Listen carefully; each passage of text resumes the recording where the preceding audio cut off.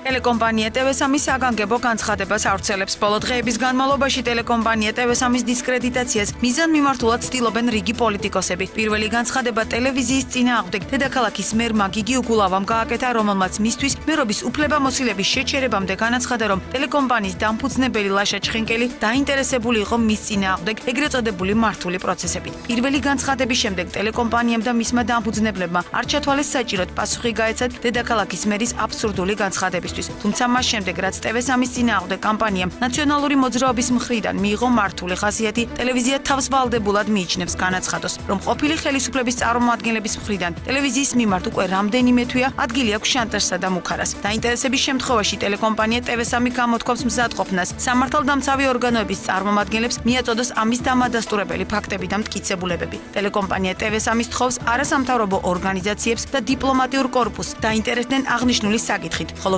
მიმართავთ მედია საშუალებებს და იცონ პარტიული ზეწოლის მცდელობისაგან ტელეკომპანია TV3.